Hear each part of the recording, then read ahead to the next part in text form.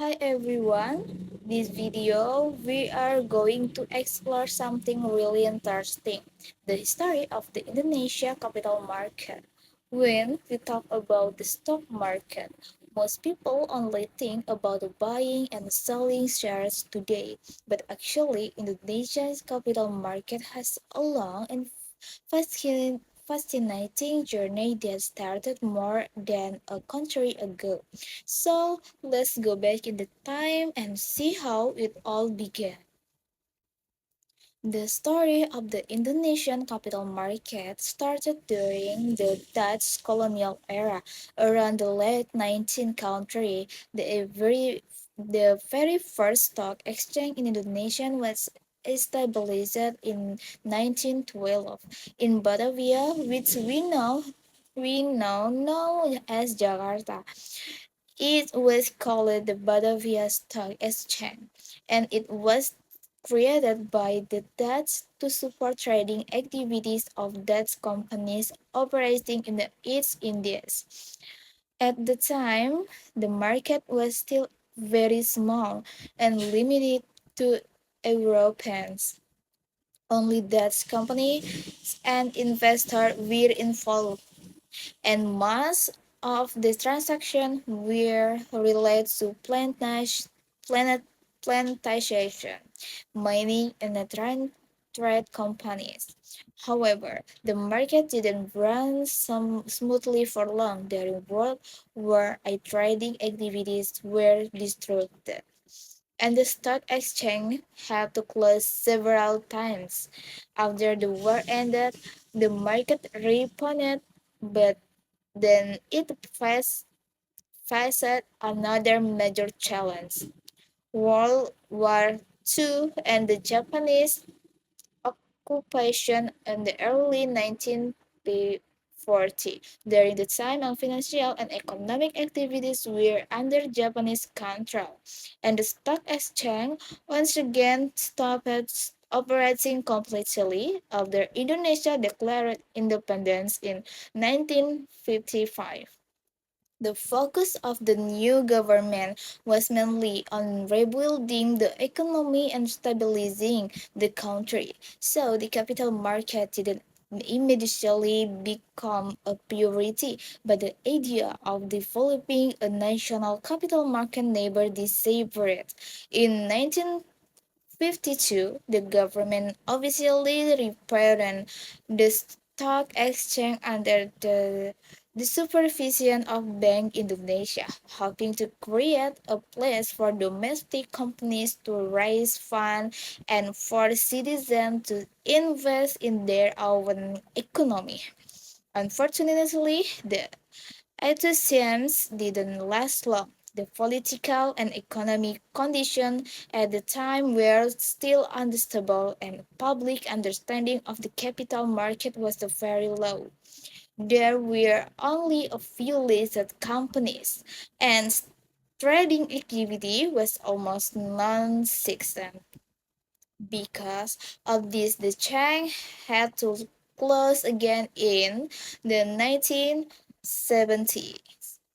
The real revival of the Indonesian capital market began in 1977, when the government under President Suharto's administration decided to reactivate the stock exchange. This move was part of the broader economic development program known as the New Order era. In the same year, the first modern IPO took place. PT Semen Cibinong became the first company to go public after the reactivation. This event is often considered the new beginning of Indonesia's modern capital market.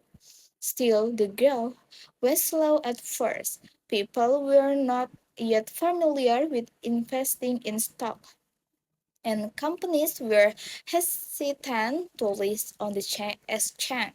But in the 1990s, things began to change rapidly. The government started implementing a series of capital market deregulation to attract more investors and make the market more accessible.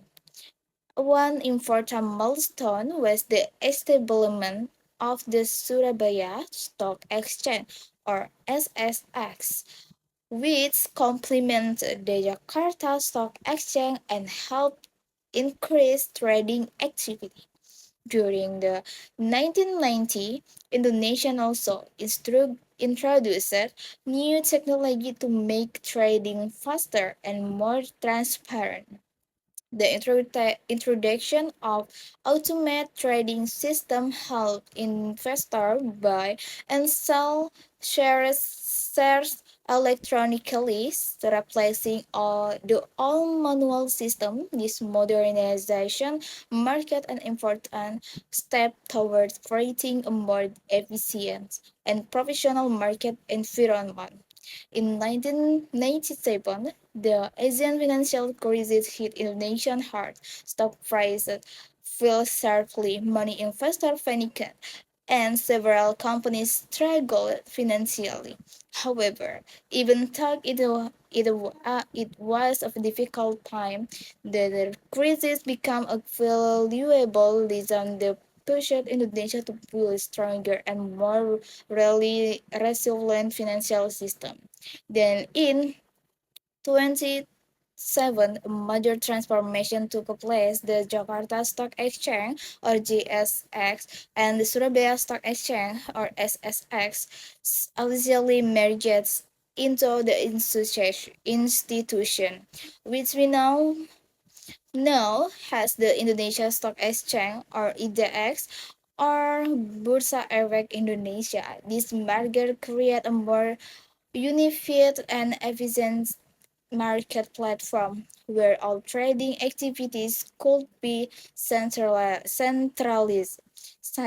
Since then, Indonesia capital market has growing rapidly. New financial products have been introduced, including mutual funds, bonds, and derivatives. The number of investors has also increased significantly, especially with the rise of online trading platforms that make investing accessible to young people. The government and the Financial Service Authority or OJK continue to improve regulation, strengthen investor protection, and then promote financial literacy among the public. Today, the Indonesia Stock Exchange plays a vital role in the national economy. It provides opportunities for companies to raise funds, for investors to grow their wealth, and for the country to develop a strong and competitive financial system. The market is now more transparent, modern, and connected to the global economic than ever before. To sum up the history of the Indonesian capital market is a story of growth, challenge, and transformation from its colonial roots in 1912 through periods of war and closure to its revival in 1977 and its modernization after 27. It shows how Indonesia has evolved into one of the most dynamic emerging markets in Southeast Asia. Understanding this history helps us appreciate not just where the market today, but how where it has come and how important is for Indonesia economic future. Thank you for watching, and I hope this journey track story helped you see the Indonesian capital market in a new